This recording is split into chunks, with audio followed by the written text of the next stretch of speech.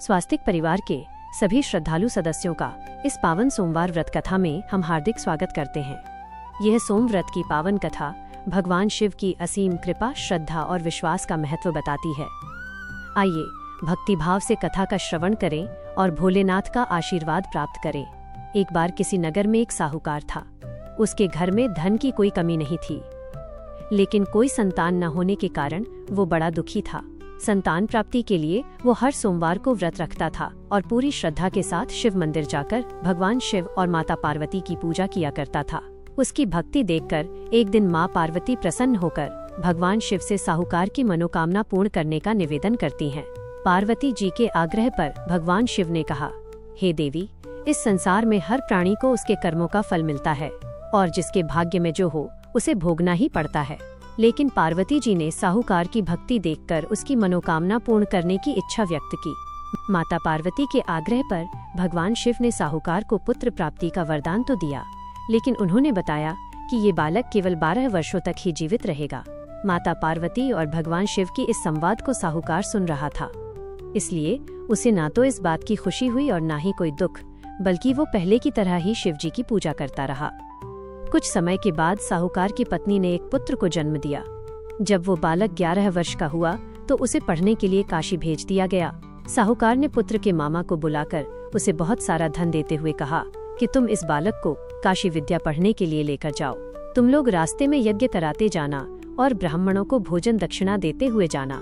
दोनों मामा भांजे इसी तरह यज्ञ कराते और ब्राह्मणों को दान दक्षिणा देते काशी नगरी निकल पड़े। इस दौरान रात में एक नगर पड़ा जहां नगर के राजा की कन्या का विवाह था, लेकिन जिस राजकुमार से उसका विवाह होने वाला था वो एक आंख से कान्हा था। राजकुमार के पिता ने अपने पुत्र के कान्हा होने की बात को छुपाने के लिए सोचा, क्यों न उस साहूकार के पुत्र को दूल्हा बनाकर राजकुमारी से विवाह करा दूं और विवाह के बाद इसको धन देकर विदा कर दूंगा और राजकुमारी को अपने नगर ले आऊंगा। लड़के को दूल्हे के वस्त्र पहनाकर राजकुमारी से विवाह करा दिया गया। साहूकार का पुत्र ईमानदार था, उसे ये बात सही नहीं लगी, इसलिए उसने अवसर पाकर राजकुमारी के दुपट्टे पर लिख दिया कि तुम्हारा विवाह तो मेरे साथ हुआ है, लेकिन जिस राजकुमार के संग तुम्हें भेजा जाएगा वह एक आंख से गाना है। मैं तो काशी विद्या पढ़ने जा रहा हूँ। जब राजकुमारी ने चुन्नी पर लिखी बातें पढ़ी तो उसने अपने माता पिता को यह बात बताई। राजा ने अपनी पुत्री को विदा नहीं किया, फिर बारात वापस चली गई। दूसरी ओर साहूकार का पुत्र और उसका मामा काशी पहुँचे और वहाँ जाकर उन्होंने यज्ञ किया। जिस दिन साहूकार का पुत्र 12 वर्ष का हुआ उस दिन भी यज्ञ का आयोजन। लड़के ने अपने मामा से कहा कि मेरी तबीयत कुछ ठीक नहीं है। मामा ने कहा, तुम अंदर जाकर आराम कर लो। भगवान शिव के वरदान अनुसार कुछ ही देर में उस बालक के प्राण निकल गए। मृत भांजे को देखकर उसकी मामा ने विलाप करना शुरू कर दिया। संयोगवश उसी समय भगवान शिव और माता पार्वती उधर से जा रहे थे। पार्वती जी ने भोलेनाथ से कहा, स्वामी, मुझे इसके रोने का स्वर सहन नहीं हो रहा। आप कृपया इस व्यक्ति के कष्ट को अवश्य दूर कीजिए। जब भगवान शिव मृत बालक के समीप गए तो वह बोले कि यह उसी साहूकार का पुत्र है जिसे मैंने 12 वर्षों की आयु का वरदान दिया था। अब आज इसकी आयु पूरी हो चुकी है। लेकिन मातृभाव से विभोर माता पार्वती जी कहने लगी, हे महादेव, आप इस बालक को और आयु देने की कृपा करें, नहीं तो इसके वियोग में इसके माता पिता भी तड़प तड़प कर मर जाएंगे। माता पार्वती के पुनः आग्रह पर भगवान शिव ने उस लड़के को जीवित होने का वरदान दिया। शिव जी की कृपा से वह लड़का जीवित हो गया। शिक्षा पूरी करके लड़का मामा के साथ अपने नगर की ओर वापस चल पड़ा। दोनों चलते हुए उसी नगर में पहुँचे जहाँ उसका विवाह हुआ था। उस नगर में भी उन्होंने यज्ञ का आयोजन किया। उस लड़के के ससुर ने उसे पहचान लिया और महल में ले जाकर उसकी खूब आवभगत की और अपनी पुत्री को धूमधाम से विदा कर दिया। इधर साहूकार और उसकी पत्नी भूखे प्यासे रहकर अपने बेटे की प्रतीक्षा कर रहे थे। उन्होंने प्रण कर रखा था कि अगर उन्हें अपने बेटे की मृत्यु का समाचार मिला तो वह भी प्राण त्याग देंगे, परंतु अपने बेटे के जीवित होने का समाचार पाकर वे बेहद प्रसन्न हुए। उसी रात भगवान शिव ने साहूकार के स्वप्न में आकर कहा, हे श्रेष्ठी, मैंने तेरे सोमवार के व्रत करने और व्रत कथा सुनने से प्रसन्न होकर तेरे पुत्र को लंबी आयु प्रदान की है। इसी प्रकार जो कोई सोमवार व्रत करता है या कथा सुनता और पढ़ता है उसके सभी दुख दूर होते हैं और सभी मनोकामनाएं पूर्ण होती हैं। एक बार भोलेनाथ और माता पार्वती जी मृत्यु लोक में भ्रमण करने पधारे।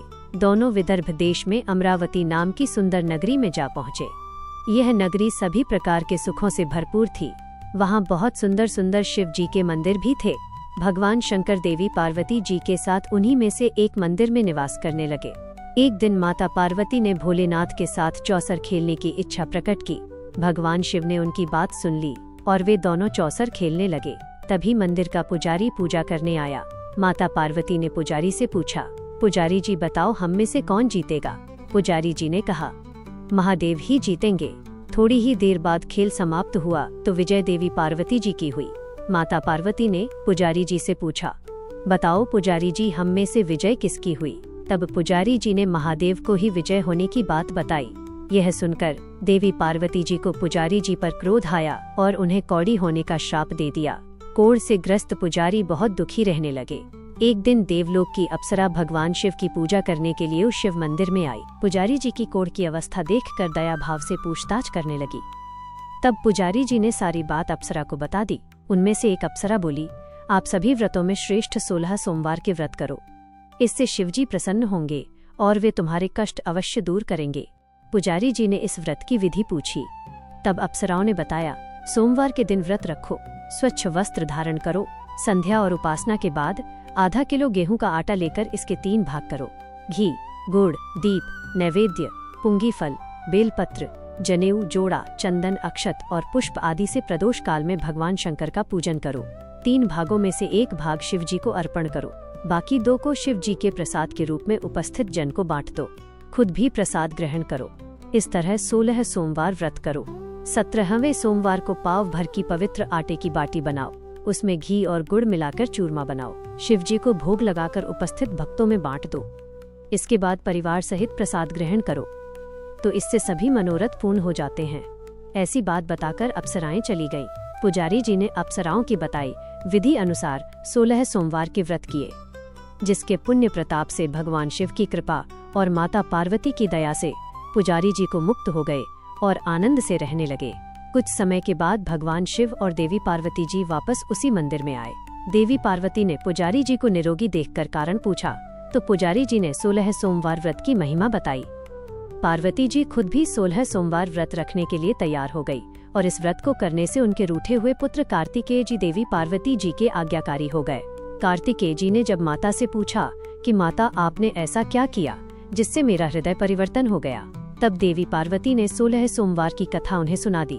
कार्तिकेय जी ने अपने विशेष मित्र से जो कहीं खो गया था उससे मिलने की कामना में 16 सोमवार के व्रत किए तो उनका खोया हुआ मित्र उन्हें जल्दी मिल गया।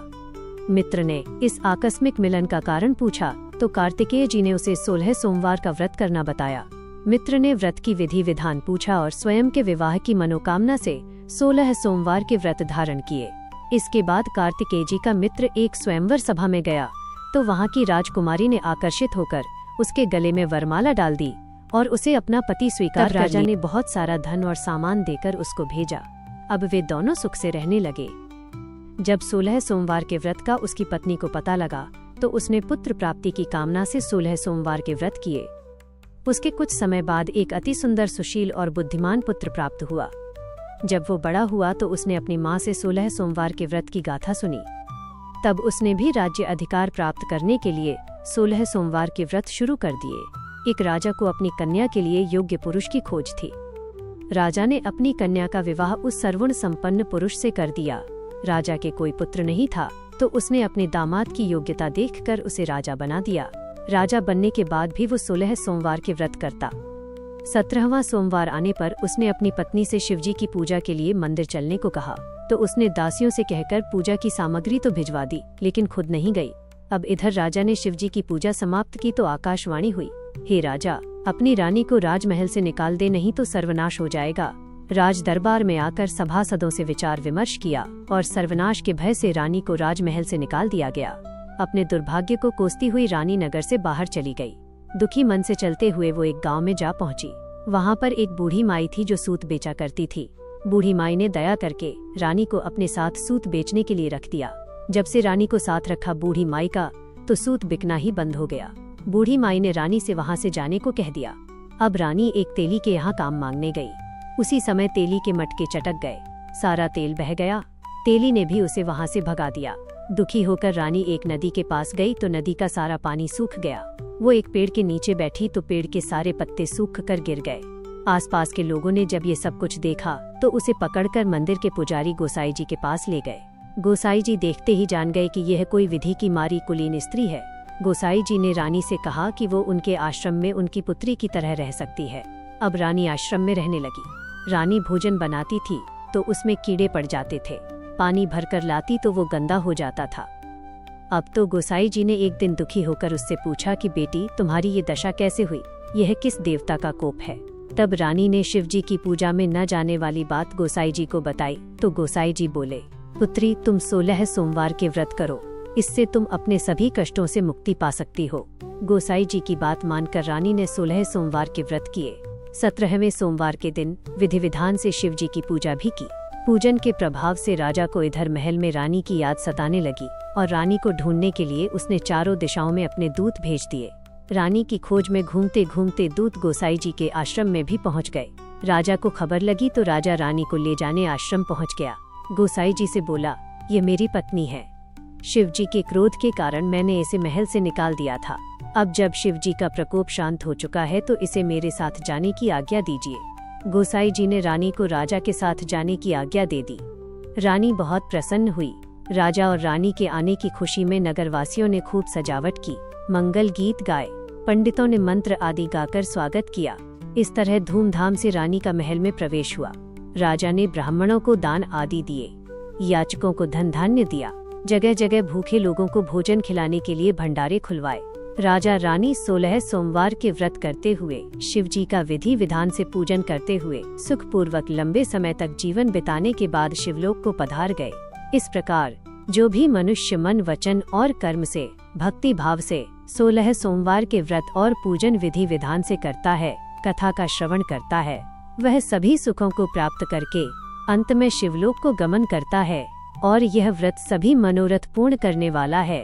इसी के साथ सोमवार व्रत की पावन कथा पूर्ण होती है। भगवान शिव आप सभी पर अपनी कृपा बनाए रखें और आपके जीवन में सुख, शांति व समृद्धि प्रदान करें। अगर आपको ये कथा अच्छी लगी हो तो लाइक करें, शेयर करें और ऐसे ही धार्मिक कथाओं व भक्ति भाव से भरे वीडियो के लिए हमारे चैनल को सब्सक्राइब करना न भूलें। हर हर महादेव।